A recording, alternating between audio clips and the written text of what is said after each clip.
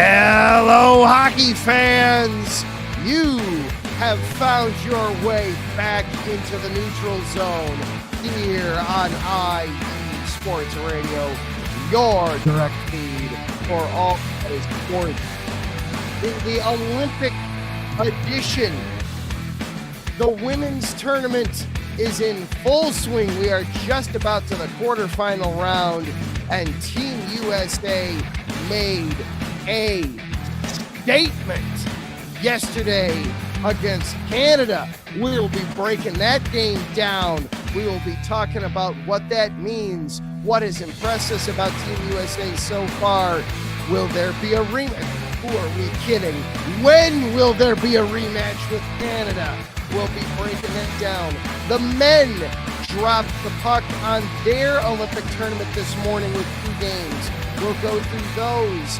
Meanwhile, Team USA will get started in its men's tournament tomorrow afternoon against Latvia. We'll discuss that. Canada's going to be getting started soon as well. Lots to go through there. But we're not going to ignore the NHL. We're not forgetting about the NHL either. Now we'll take a look at where teams are at the break, who some of the leaders are, and who's going to exhale a little bit. And might there be a new TV deal on the horizon for the NHL? We'll talk about that as well. All that plus more coming up right here, right now in the neutral zone. Trap it in, get that puck into the zone, stay out of the penalty box. Let's talk some hockey.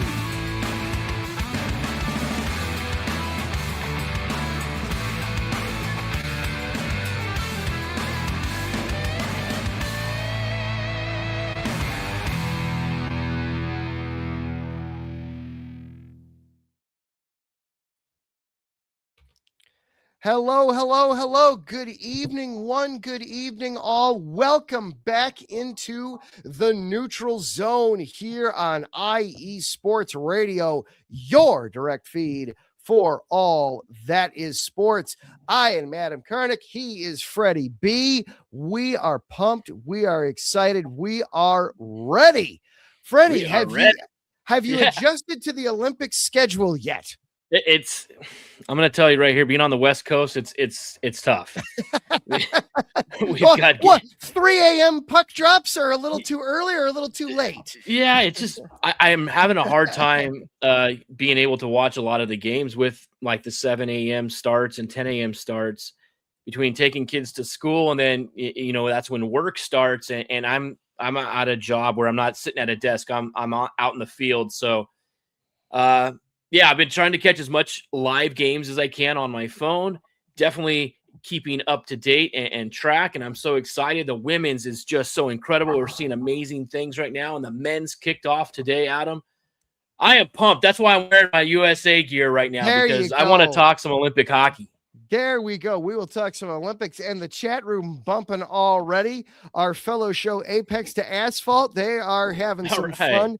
Saying good evening. And what? No Cup Series qualifying tonight on the docket? No, I'm still recapping Sebring testing from the last couple of days.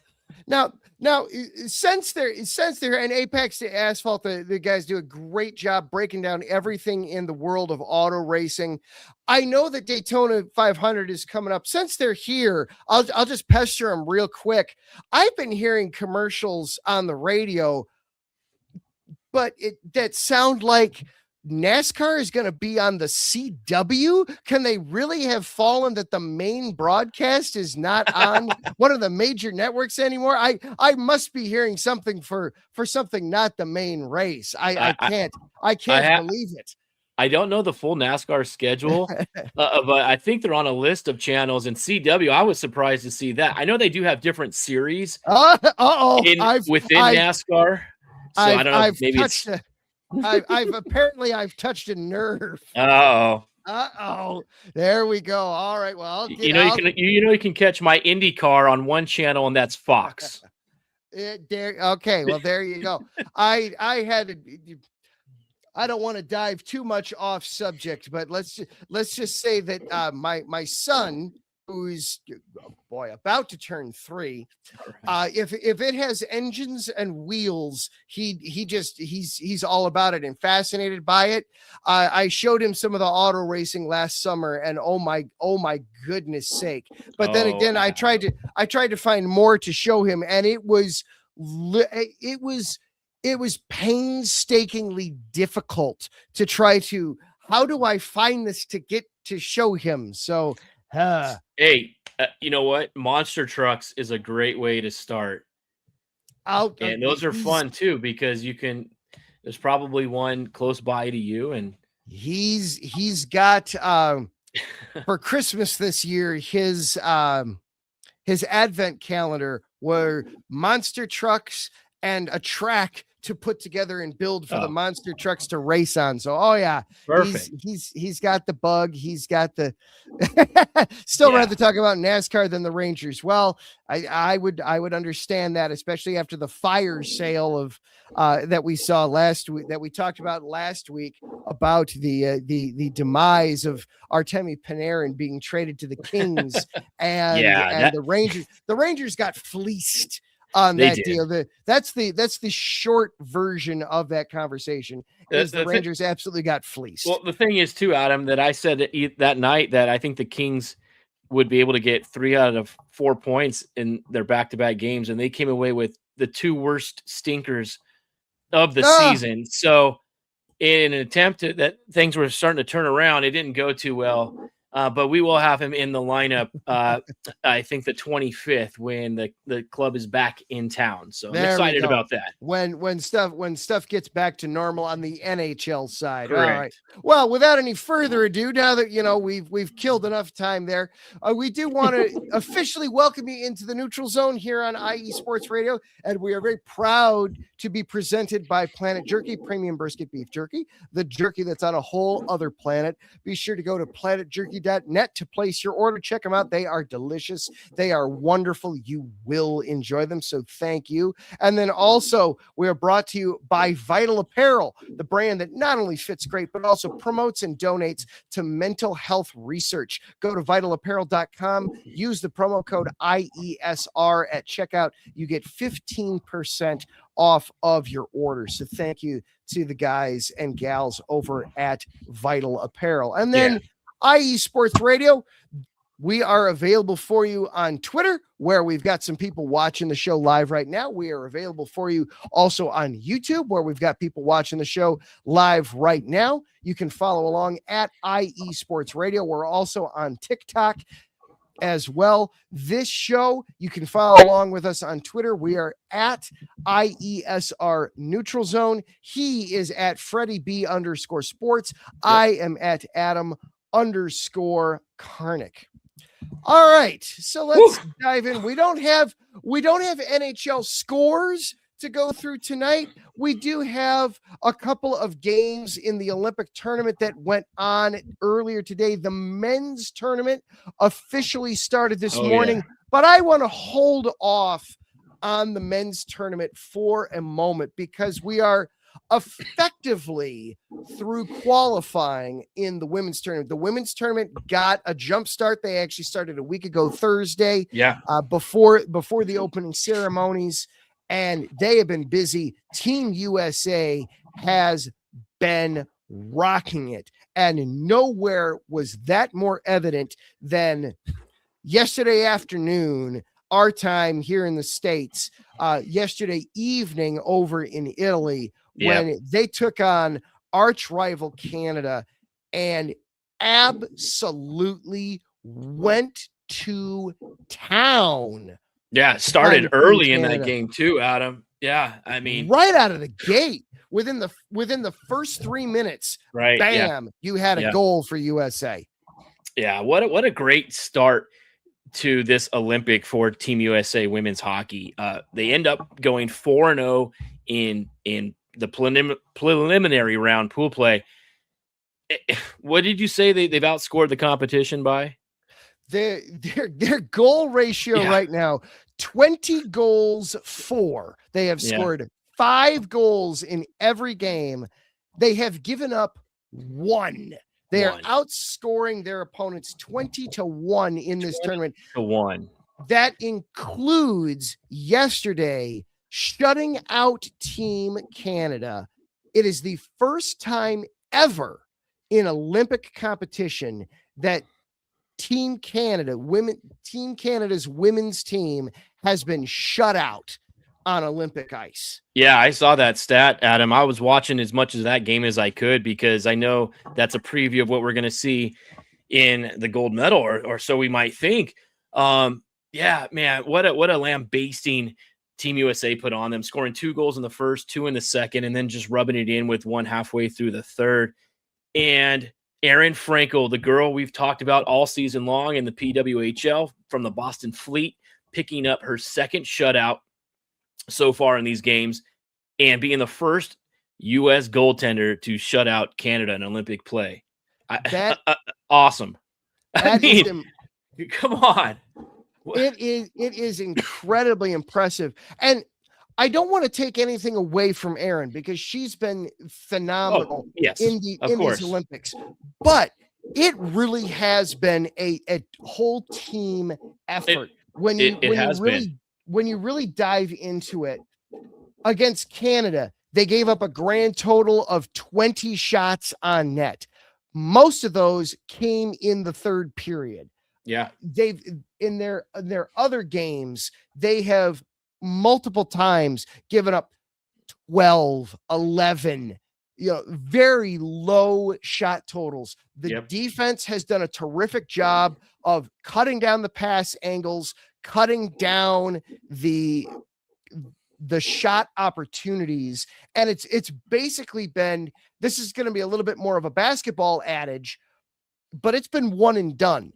It's been one shot opportunity. And if it gets to the net, you're not getting an opportunity to get a rebound in a premium scoring area and have an opportunity. If Frankel's either been covering it up or the defense has been clearing instantly.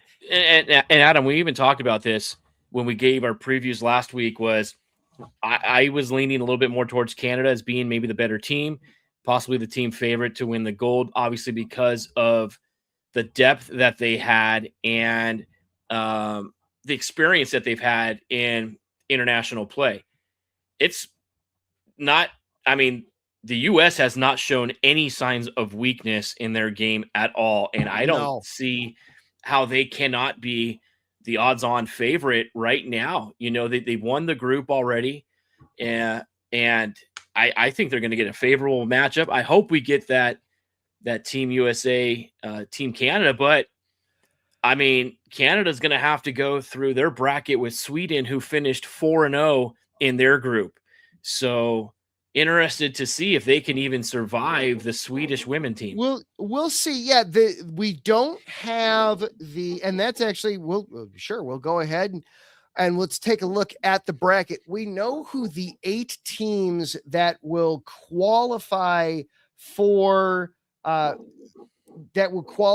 and move on will be. We know we've got the standings, if you will, for the quarterfinals. We know that the United States is going to be taking on Italy on Friday. That game is set in stone. That's the only game that is set in stone. We know that Czechia will advance. We know that Canada will advance. We know that Finland will advance, but Finland and Canada have a game to play.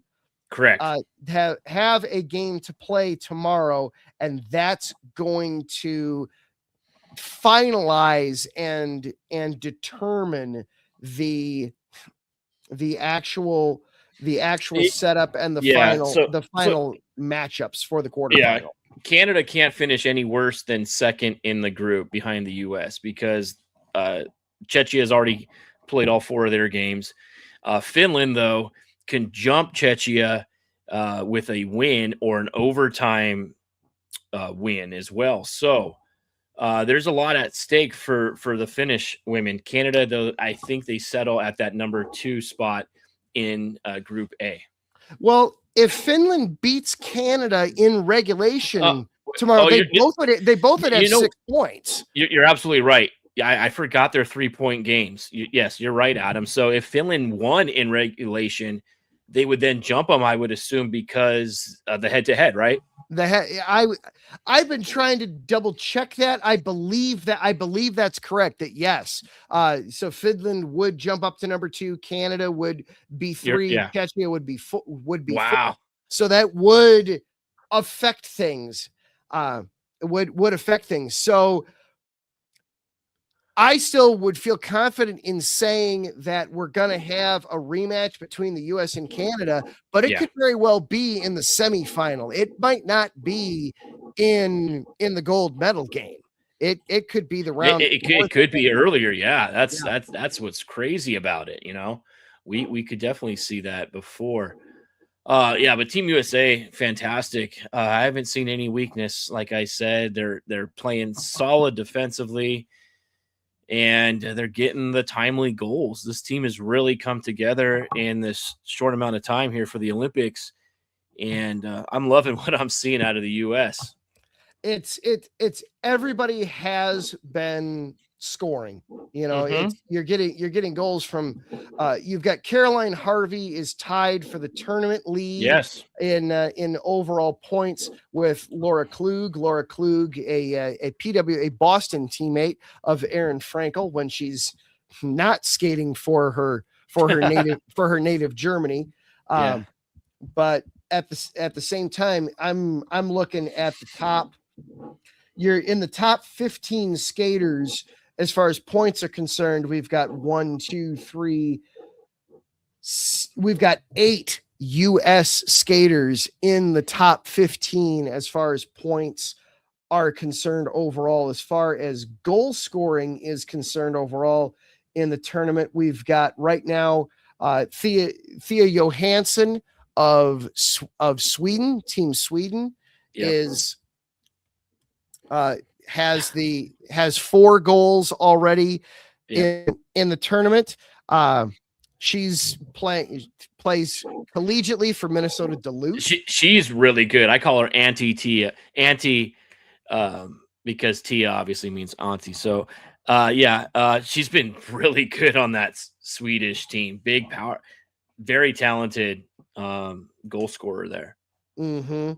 Yeah, so doing excellent work for Team Sweden, and they will advance. They are going to be playing on in the quarterfinals. Still waiting to see where exactly they'll be playing, but they clinched Group B, so we know that they're going to be moving on. Germany also clinched in Group B, so they will be moving on.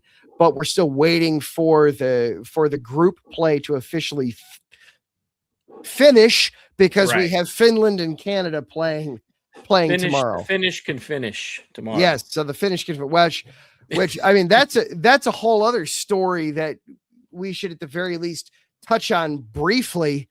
We talked about it a little bit. You know, Team Finland had to delay its first game because norovirus was running through the team. That's a little scary. That's a little terrifying. That's not what you want to have happen. And it's not like an Olympic Village is, you know, an Olympic Village is such a great place to have such a highly communicable disease. There's no way it'll get passed along to anybody else. I haven't heard anything else. So hopefully they got that contained and everybody's, you know, healthy and that doesn't spread. And, you know, that could be bad news for a lot of people. Yes. It seems like that has been taken care of. They're cleared to play. It hasn't been passed around from team to team or anything like that. So it does seem like we're doing okay. It was only fitting that, you know, it was hockey that got hit too, because they had all the problems leading up to the Olympic Games with the arena and the ice and all of that. And then you start it and you're postponing games already because of the norovirus. I'm like, oh, this couldn't have gotten any worse. But no, we're playing games. Women are moving on to the medal rounds, you know, where the games matter. So I'm excited for that USA women's game. Absolutely. We will. So USA women next play, they will take on host nation Italy on Friday afternoon, and it'll be a little after 3:00 Eastern time, a little after noon out there on the West Coast. Adjust for your own calendar appropriately accordingly there, wherever you might wind up. Then we have the men that got started this morning. We had two games for the men's tournament, get things started both in Group B. We had Slovakia defeat Finland 4-1, and Sweden took out host Italy 5-2. Both of those in Group B today.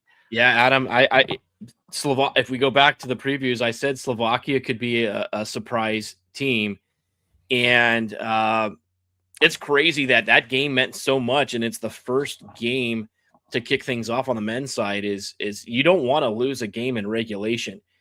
Big loss for the Finns in that one, and a huge win for the Slovakian team. Juraj Slafkovský, a heck of a game. He had 2 goals, I think, today. Great goaltending as well. I mean, what can you say about the goaltending? How many saves did he have to make? I am pulling up the stats right now. Finland attempted 40 shots. 39 saves. This 39 saves. I think I was like right around that 40 mark. I mean, hell of a game. Exactly. That is unbelievably impressive. Now, where's Samuel Halavish playing right now too? That's what I want to know, because that kid, guess what? He's a Minnesota Wild prospect. What do you know? Wouldn't you know it? Exactly. They've already got 2 goalies on Team Sweden right now, and then you talk about him, man. Wow, that was a tremendous game in net, and that's a big loss for Finland to start it in.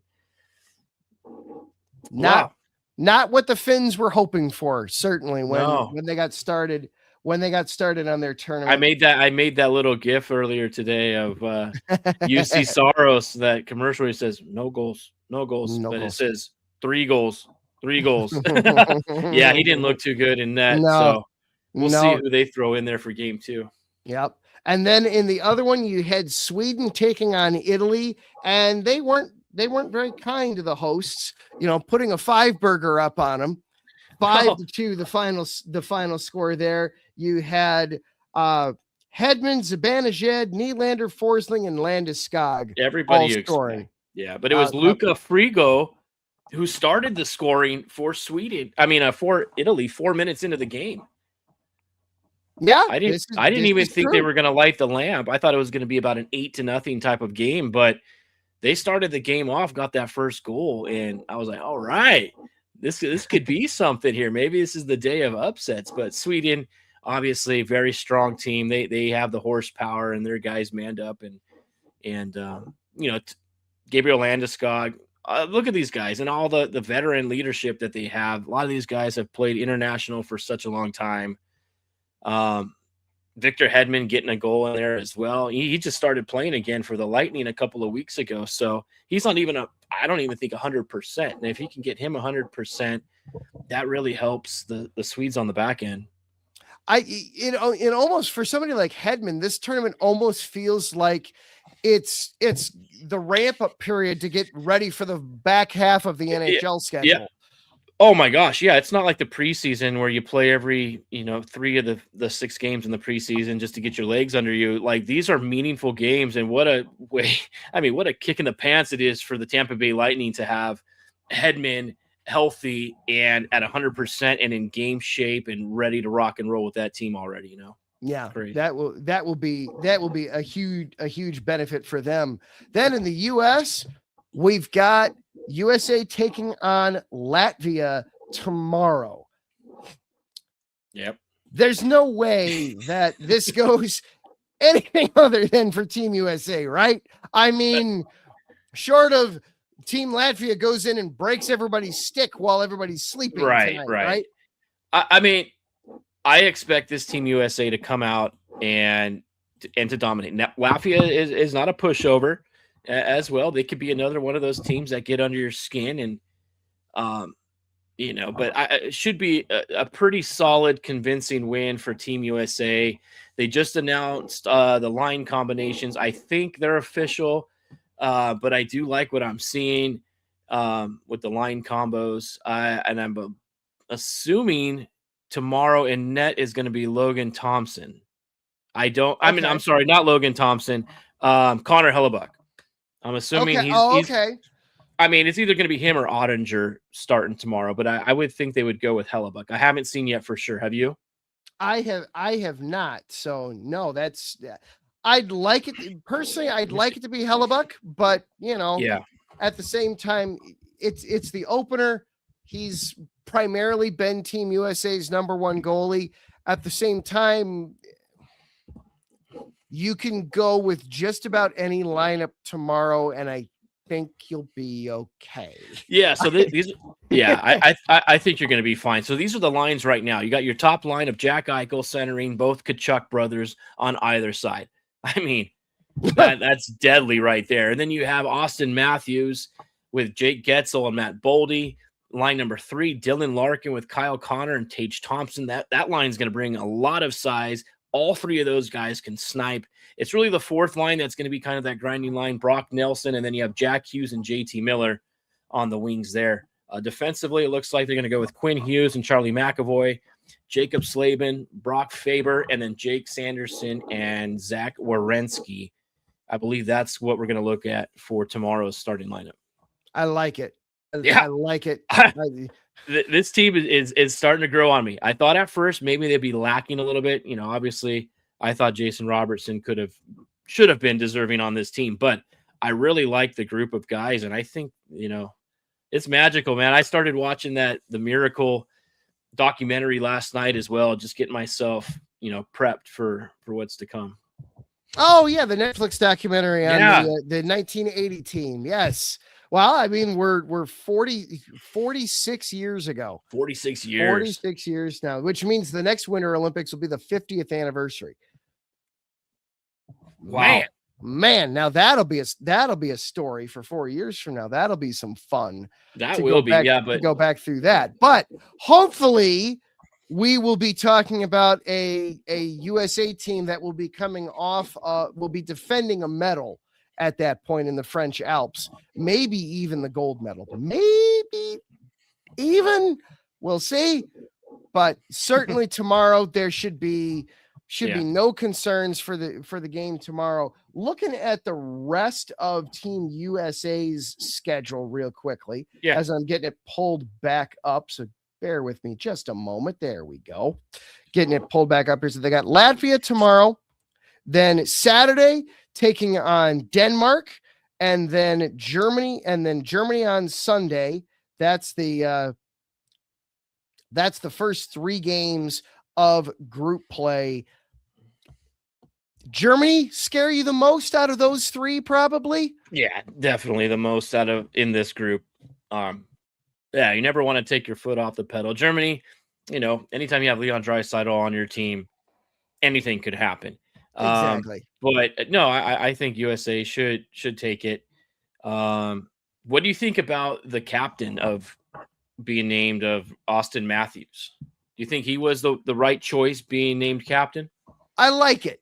I like it. I like that. He's been somebody. I know that Leafs fans are gonna, and rightfully, because the legitimate. But for Team USA, just like so many of these guys, when they wind up putting on that nation sweater, they elevate their games. They just tend to do that. And Austin Matthews is a guy that he's worn the sea for Team USA before, right? I thought I'm remembering that correctly, or am I fuzzy? I don't know if he did, or I think he was, because I remember I think he was for 4 Nations. Yeah. That's what's sticking in my head anyway from last year. Yeah, I think it was like him and Crosby were the captains. But I mean, I would love to see Austin Matthews come out of this and just go on a heater and carry, bear the weight of being captain of Team USA Olympic team. I think that's huge for Austin Matthews. And then he's got Charlie McAvoy and Matthew Tkachuk is 2 alternate captains as well. I like that choice. I thought at first, maybe it could have gone to somebody else, but then I'm like, no, I think that's a great choice. Yeah, I like it. I like the choice. I like the move. As soon as he scores that big, huge goal, you're gonna be like, "Yep, that's the captain of Team USA right there." And I hope we see that out of Matthews during this little tournament. Exactly. We will. One thing I did see kind of interesting for the men's tournament as we get ready for this, there will be no shootout in the gold medal game. So should the gold medal game go to overtime, we're just playing overtimes until somebody wins this thing. 3-on-3, right? Yes, 3-on-3 overtime. Yeah, 3-on-3 overtimes in a 20-minute period. So they'll have a little intermission probably after the first 20 if it gets to that. I don't see 3-on-3 going more than 10 minutes. But I wish the NHL would increase the 5 to 10 and eliminate the shootout. I think that would be really cool if the NHL implemented going 3-on-3 for 10 minutes instead of 5. But I'm nitpicky. I swear I am the only hockey fan in North America that enjoys the shootout. But that's also because I grew up watching Patrick Kane just own. Oh yeah. So I realize where it comes from. Yeah, and that's one thing is, remember in those Olympic Games when TJ Oshie absolutely went over and over and over again in the shootout. So I think that's why they don't do things like that anymore. That was okay. A quick aside. So that 2014, the last time that we got to see the NHL be involved. Yep. It's wonderful that we've got NHL players back in the Olympics. I love it. We talked about this last week a little bit when we were talking with the women's tournament, how it so justifies the PWHL as a league that so many of these teams are loaded with PWHL players. And you've got all of Team USA, almost all of Team Canada. Yeah. You've got all of the nations have PWHL players in it because it justifies that league. Sure. When the NHL wasn't allowing its players to be in it, it did take something away from the Olympics because you knew you weren't watching the best of the best. We were watching the future of it. We were watching the upcoming, but to get to see the best of the best on the stage, I'm so glad they're back. I am too. I am so glad. I am more pumped for this Olympics than I have been in a long time. And I think it's because our superstars are playing this fantastic game and we're seeing the best in the world go at it.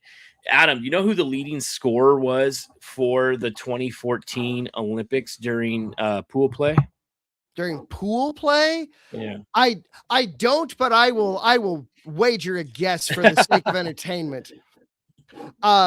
In 2014, Sidney Crosby.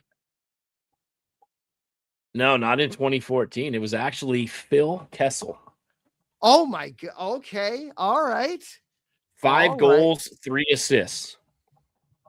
That's a good week right there. That's a great week. Yeah. That's a Kessel, great week. Man. Then he'd go pound about a dozen hot dogs right after that. Hey, I worked all that off. I got to put those. I got to get those calories back somehow. Yeah, he was a heck of a player for Team USA for sure. I was in 2014, so obviously that was a while ago. Oh my gosh, I wasn't married yet the last time the NHL had guys in the Olympics. I literally just realized that I was living the bachelor life. It was wake up in the morning, turn on the TV, watch an Olympic hockey game, and then go to work, which at the time I lived across the street. So all I had to do was go walk. So you talk about enjoying it. The last time the NHL had guys in the Olympics, I can't do that anymore now, but still enjoying it, enjoying watching it. And speaking of Crosby, he only had 3 points in that tournament. He had 1 goal and 2 assists. So he did. I mean, that was a fantastic guess. I probably would have gone with that if I wasn't looking at it on here on the screen. But yeah, I hope one of our Team USA guys could be the one that provides, could be the MVP of the tournament as well. That'd be fantastic. Eichel would be the guy that I would immediately point to. You know what? And he could have been who I'd go to. He could have actually been considered the captain, I think, as well. Yeah, he would have been a good choice. I would have been totally fine if Eichel was named captain, but that guy, I mean, that guy's something else. I really enjoy watching Jack Eichel. Fortunately, he beats up on my Kings a lot, but I mean, he's such a great player, and man, I really like Team USA. That third line, Dylan Larkin, Tage Thompson. Watch out, those.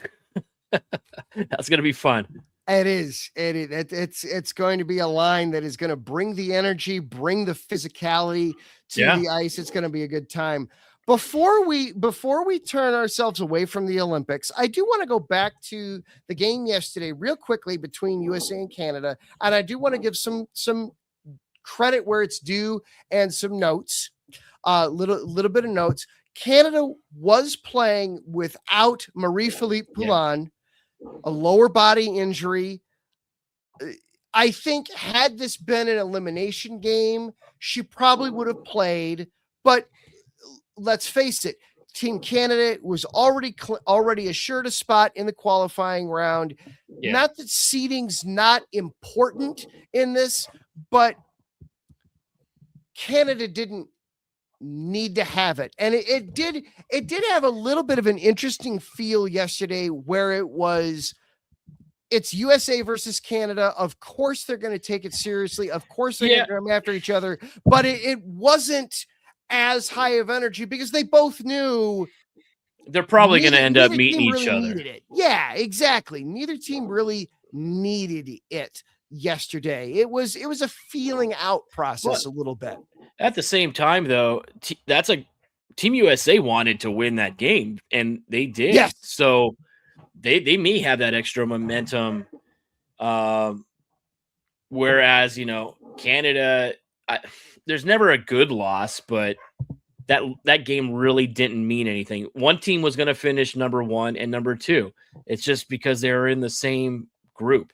There's nothing you can do about it. So throw that out the window. When they play again, I expect it to be a lot closer of a game. Yes, and I do think Canada, too, got a little bit of a feel halfway through the game where it was, okay, all right, this is not going our way today. All right. Yeah. But we will survive to play another day. Let's keep that in, keep the perspective. Yeah, let's not lose our heads over this game. Yep. And start playing non-Canada hockey. Let's just, we know what we're capable of. Let's just let this game play out. Yep. All right. They got us today. All right. But this isn't the one. This isn't the one. So just wanted to get that out there real quick, because I do think they're gonna meet up, and when they meet up again, that game's gonna be so much fun. That's almost. I'm sorry, boss. I'm sick. I can't make it in today. It's almost that. It's almost keep the daughter home from school so that we can watch that when it happens. Almost, man. Almost. All right. We are going to talk some NHL on the show tonight. The league may be on hiatus for effectively the rest of the month for the next couple of weeks, but we do have some things to look at the NHL. We'll take a look at the standings. We'll take a look at some of the leaders as we come to the break. And might the NHL be looking to re-up its TV deal? I've got a little bit of news on that. You are plugged into the Neutral Zone here on IE Sports Radio, your direct feed for all that is sports. We will be right back after this.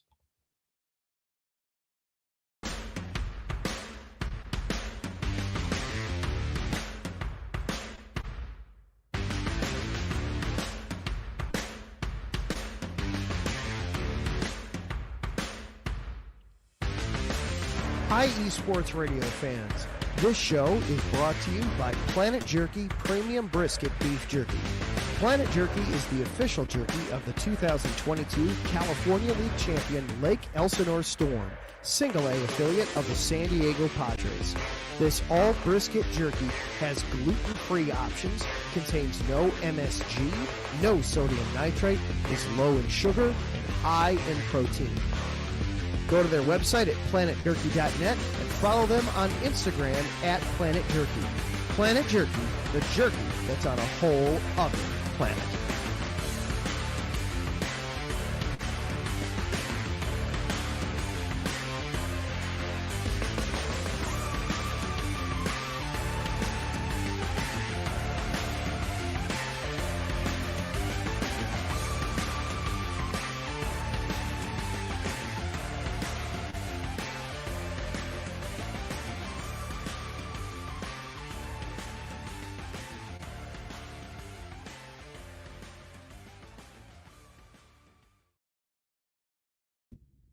Rise and shine.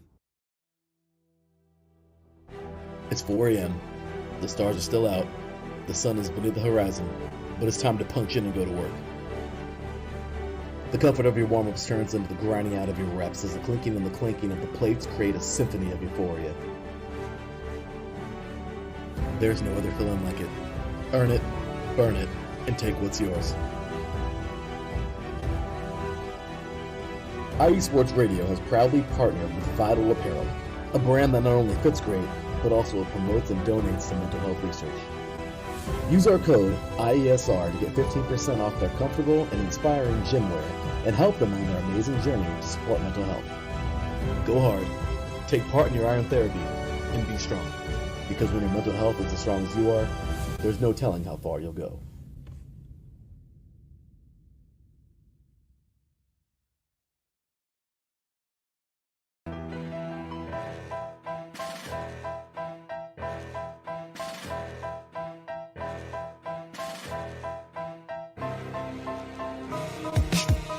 For the last 10 years, IE Sports Radio has been bringing you amazing content ranging from interviewing legendary athletes, coaches, and other authorized media personnel to building tailor-made shows dedicated to all major sports cities around the country. Make sure to follow us at IE Sports Radio on X, Instagram, Facebook, TikTok, and YouTube to keep up with the latest in sports and with all of our shows. Also, make sure to check out our daily updated website at iesportsradio.com. At iesportsradio.com, you can see our daily show schedule and check out all of our show pages with personal bios to learn a little bit more about each of our awesome hosts. In addition to our show pages, you can catch the IE Sports Radio blog, Hall of Fame, Fans of the Month page, and our merchandise shop, including t-shirts, tank tops, caps, long sleeves, hoodies, and more. For now over a decade here at IE Sports Radio, we've continued to be by the fans, for the fans, and we thank you all for your support and for making IE Sports Radio your direct feed for all that is sports.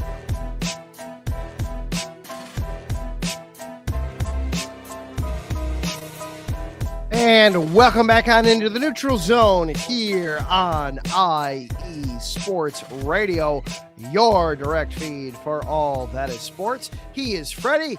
I am Adam. Together, we do this crazy thing every single Wednesday night, talking hockey, the best sport in the winter games for sure. We did a lot of Olympics there in the front portion of the show. Don't want to ignore the NHL though, even though it is on hiatus. Everybody's on break for the next couple of weeks. We don't want to completely ignore them either as we look at this. So let's just kind of zoom out for a second. Let's kind of take a look at the break right now. We'll start with the teams, then we'll dive into some of the individuals.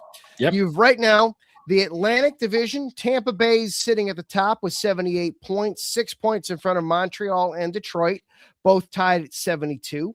In the Metro, Carolina sitting on top also with 78 points, 8 points in front of Pittsburgh in second place at 70, and the Islanders 1 point behind Pittsburgh with 69 for third. Over in the Western Conference, the Central Division, Colorado, 83 points, tops in all the NHL. 5 points in front of the Minnesota Wild, who have just been surging all season, refuse to go away. And then the Dallas Stars in third with 77 points. The Pacific Division, the Vegas Golden Knights, the weakest of the division leaders, just 68 points, 4 points in front of the Edmonton Oilers, and then the Seattle Kraken and the Anaheim Ducks, both sitting at 63 points, only 5 points behind Vegas. Everybody has played at least 55 games. Nobody has played more than 59 games to this point. So it won't, well, will it be a sprint to the finish when they get back, or is there still time in your mind to kind of don't get out in front of your skis if we keep with the Olympic theme?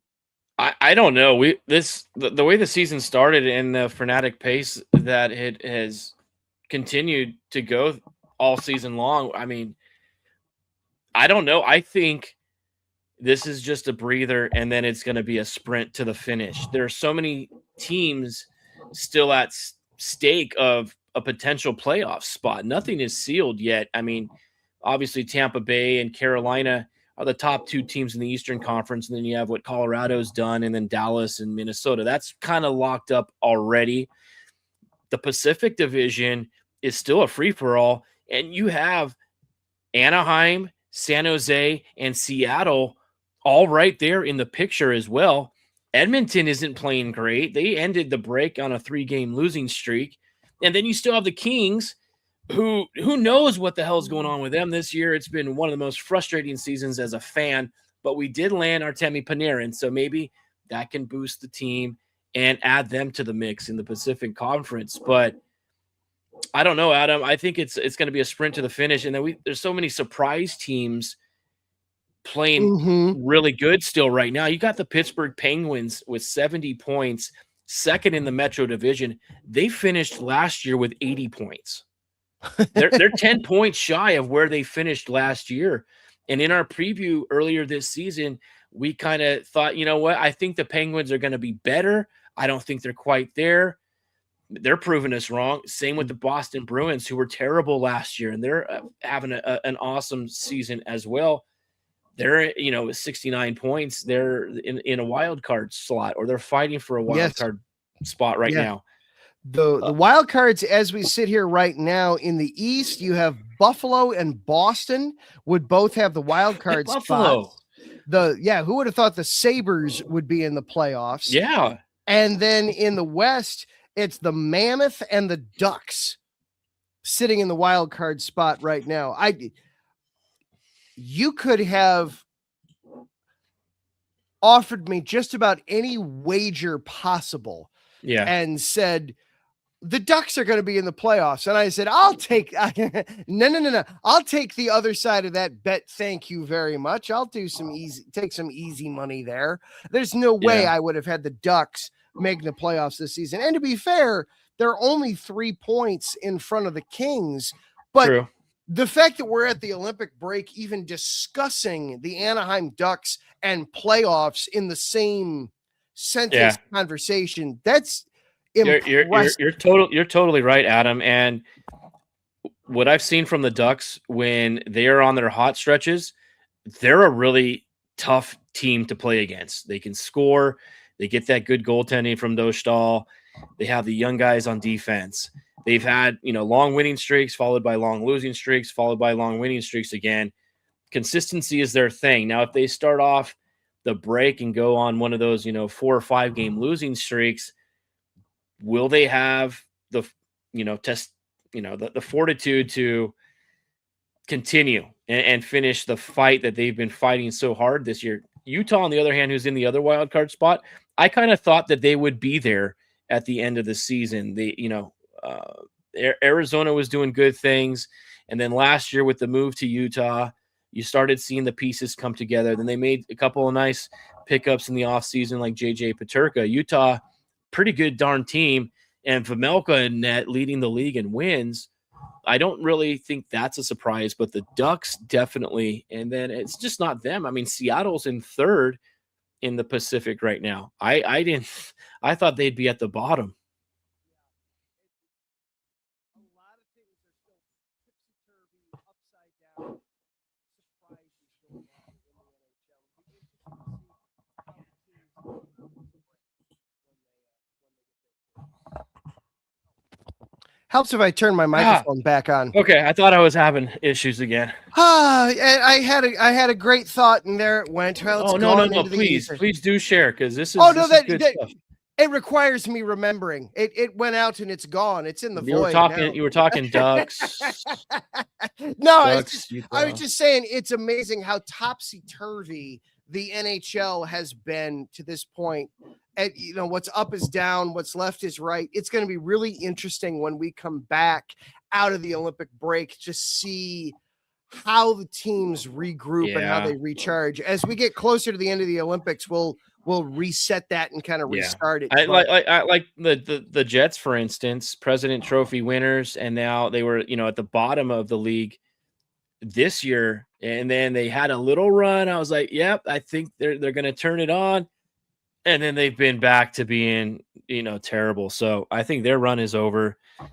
But I do like to see, I like what I'm seeing out of Columbus, another one of those surprise teams, 10-1 under Rick Bowness. Are they going to have that push to get into that wild card spot? I think the Eastern Conference still has a lot to play for. The Maple Leafs, the two-time defending champion Florida Panthers, they still have a say in this. They're not dead yet.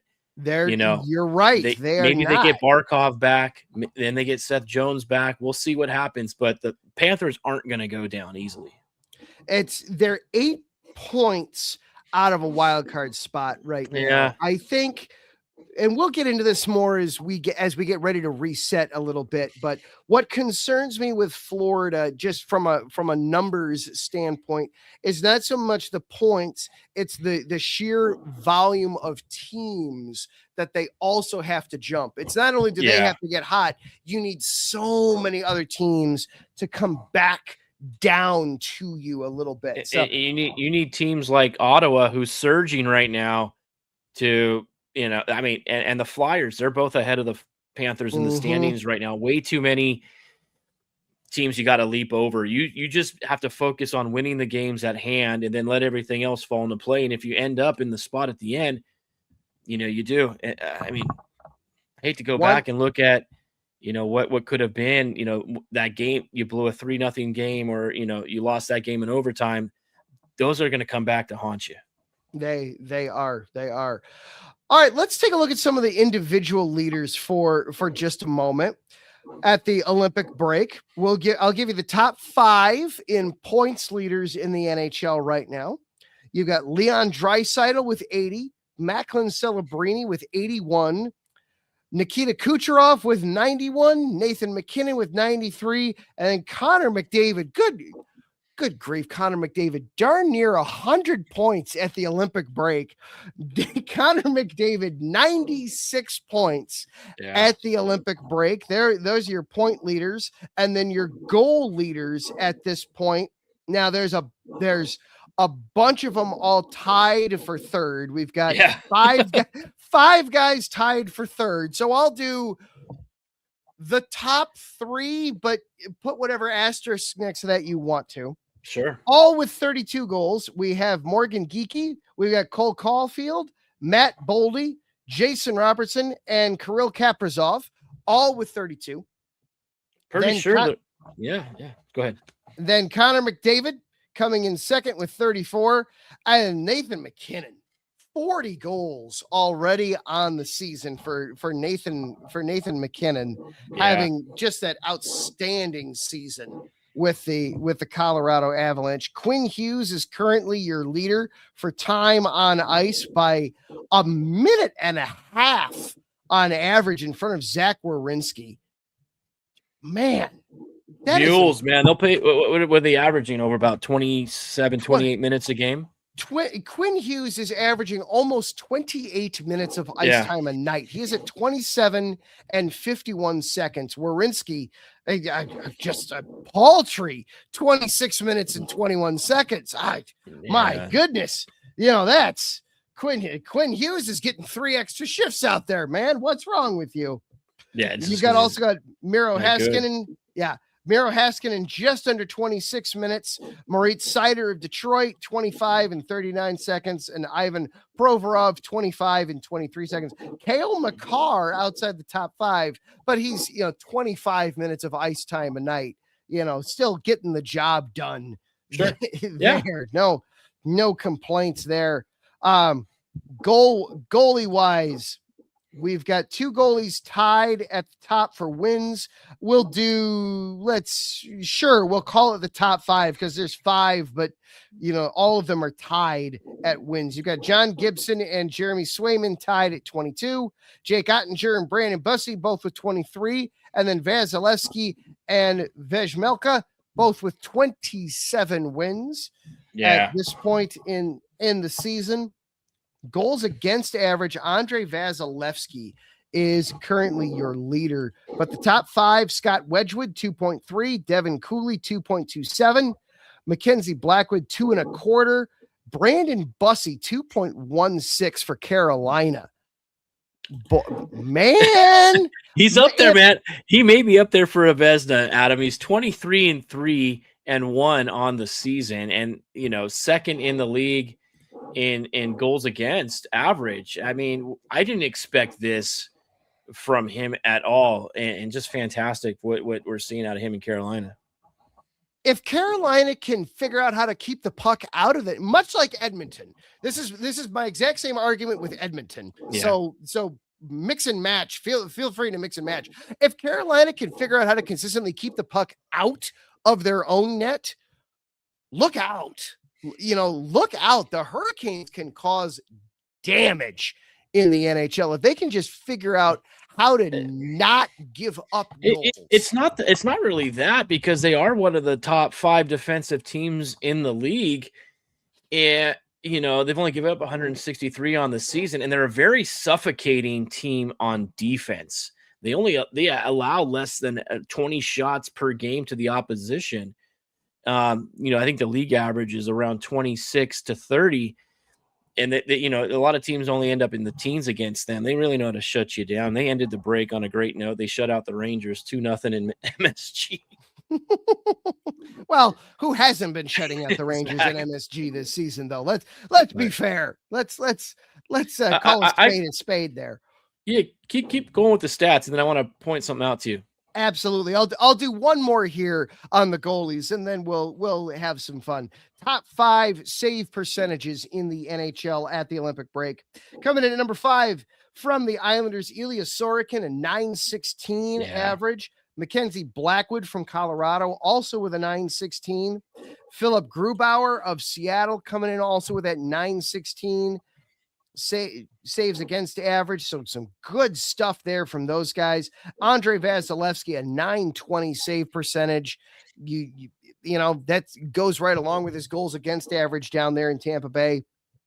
And then in Calgary, Devin Cooley, a 921 saves average to top the NHL at the Olympic break.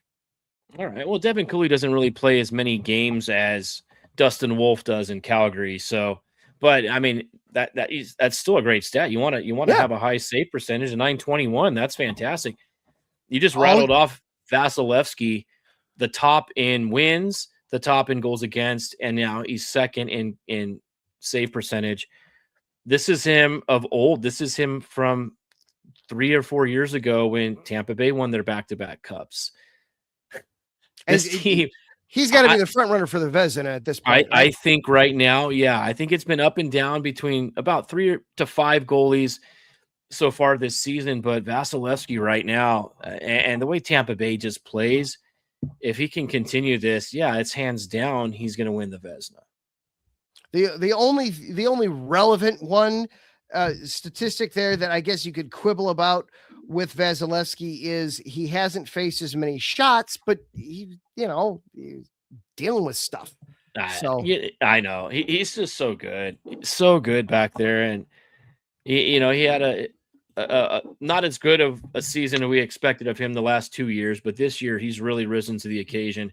And come on, and when the guy has that flow going and can fight, and then he stops the puck, this guy's got it all, man. He's gonna be like Henrik Lundqvist, he's gonna be on the TNT broadcast soon with his good looks. But absolutely, Macklin Celebrini, 81 points. Did you expect that from him this early in his career? He is having such a strong season this year.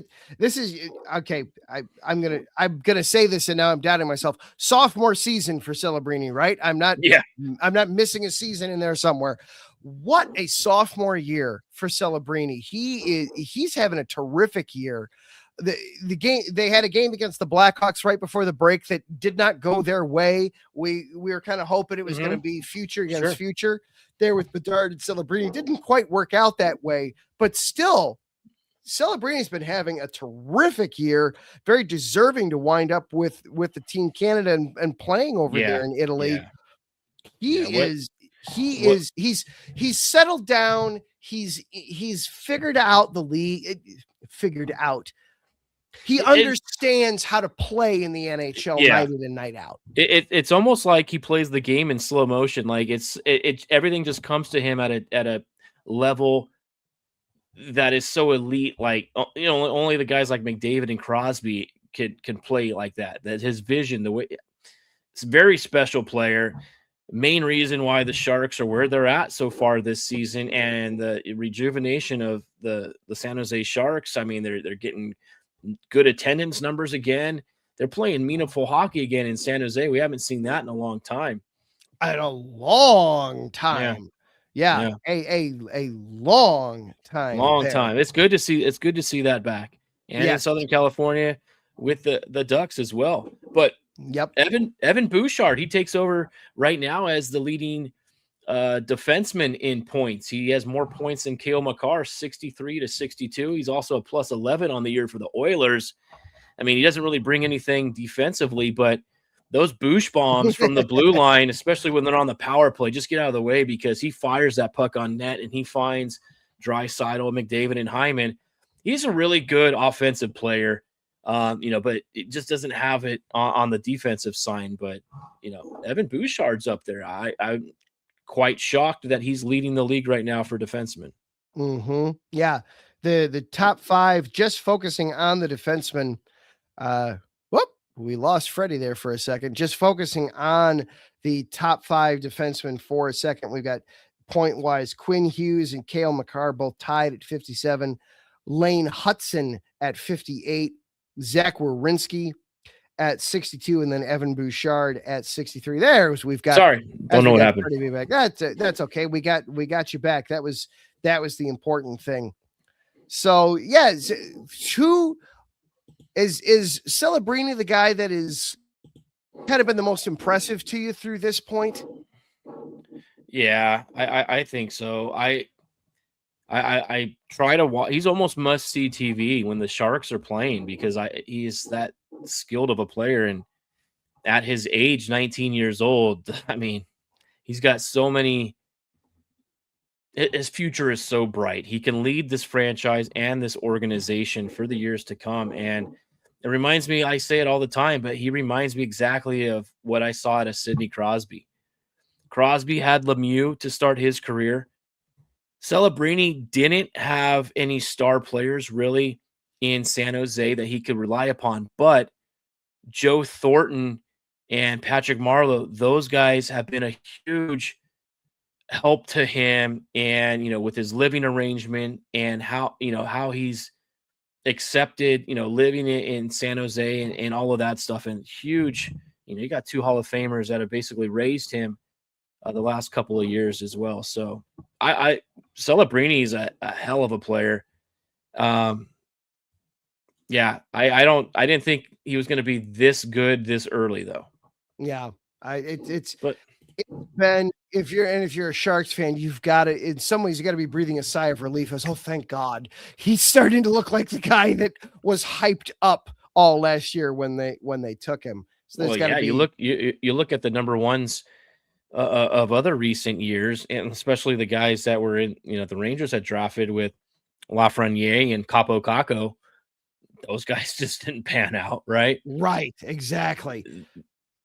And Celebrini just he has, and just like Matthew Schaefer has this year as well, being a rookie for the Islanders.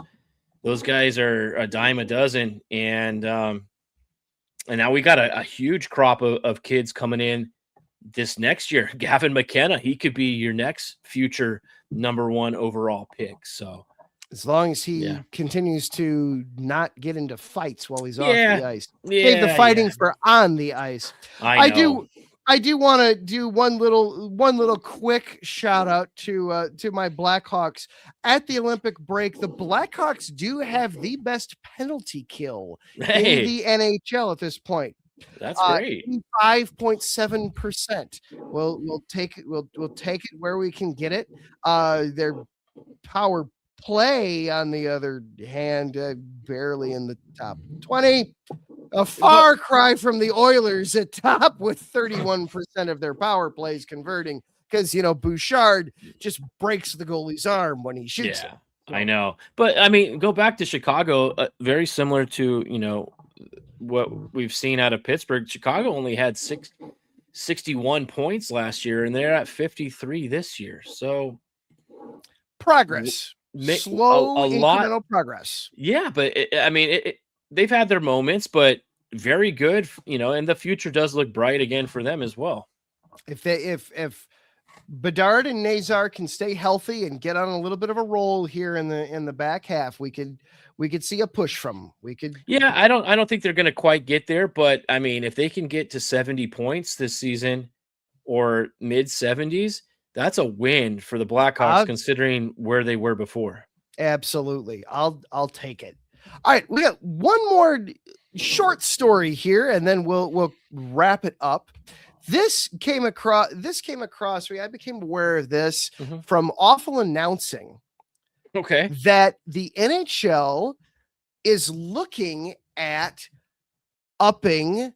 re-upping their TV deal. Their current TV deal runs through 2029 with ESPN and TNT, but apparently the NFL is also looking at re-upping its TV deals a little early as well. And the thinking is, oh my goodness, we want to jump in ahead of the NFL, because once the networks commit all the money to the NFL, we don't want to be left. We don't want to be the dog that doesn't get up to the bowl, and there's nothing left by the time you get there. So the NHL looking at maybe re-upping. Now, ESPN, of course, ESPN is literally, embedded with the NFL at this point. They literally own NFL Network and things like that. TNT isn't involved in the NFL at all in any way, shape, or form. And TNT also no longer does any NBA broadcasts. Could we see TNT becoming the dominant national provider for NHL television? I think so. I mean, I could see TNT doing it. And trust me, Adam, I love watching TNT's broadcast over ESPN broadcasts for the NHL. I think the announcers and the commentary is better. The pre and post game stuff is better. The production overall is better on TNT than it is ESPN. Yes. And I think they could take over, losing the NBA to NBC. I mean, who cares really? But maybe they could strike a deal, with TNT to have, a national game or two every night, and then, work a deal with like Paramount or something like that, where you can stream the games as well. Yep. Yeah. It's obviously ESPN's pockets are deeper, and that's been such a huge boost to the NHL for the last few years. It's allowed the salary cap to jump so much because of that. But yeah, I would agree. I would agree if you can wind up with TNT being the provider. Everything that TNT does on the national stage for the NHL is really well done. It's really top notch. They do an excellent job with it. They do. They do. I love what they've done. I could watch their pre and post game shows, you know, whether or not you like Biznaski, Paul Bissonnette, but Liam McCune is a fantastic host of a show. He started, I think, in the days at Versus and maybe it was NBC, but he's really grown to being the voice of NHL when it comes to the host. And you know, they always have great guys on there. Gretzky's on there sometimes. You know, Anson Carter's on there. He's a fantastic host as well. And you know, and then Henrik Lundqvist. I like what they do a lot. The NBA used to do it great with Ernie Johnson and all those guys. They know what they're doing. I don't think ESPN. They've been going down for quite a while, man. Right? Yeah. As a network, you know, all their sports are really struggling to stay afloat on those networks. But they're spread very thin at the four-letter network. Very thin. Yeah, I used to love watching ESPN Sunday Night Baseball. I used to look forward to that, and then that just kind of went away. And then their coverage of other stuff. I'd rather the NHL invest into somebody that will showcase and promote the fantastic sport. It's in a fantastic spot right now, Adam. This is the best the league has ever been. You want somebody to promote that and not have it like on a back page or on a back burner or on a secondary channel like ESPN. Stick with TNT, stream it on the apps. You'll be fine. Certainly just an interesting little thing to keep an eye on. It is, especially now. I mean, getting that TV contract is so huge. We're seeing Major League Baseball teams and stuff like that losing their contracts with a lot of the networks and everything having to go through MLB.com now, and as them being the rights provider for everything. And I don't want to see that happen with the NHL. This is a great opportunity to take it and run with it. Yep, absolutely.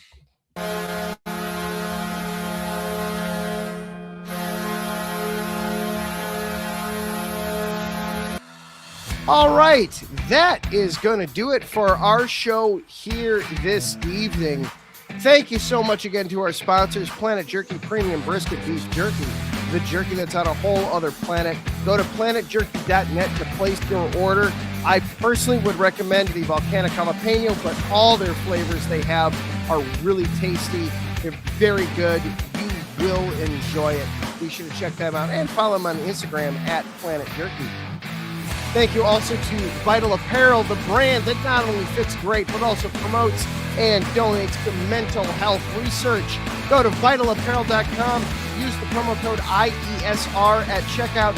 You get 15% off of your order there. Be sure also to follow along with the station, IE Sports Radio, on Twitter, on TikTok, on YouTube at IE Sports Radio. Check out the website, iesportsradio.com. Check out everything going on with the insiders and the hosts. Catch past episodes of shows. Stay up to date, everything going on there. You can also follow this show on Twitter. We are at IESR Neutral Zone. He is at Freddie B_Sport. I am at Adam_Karnick.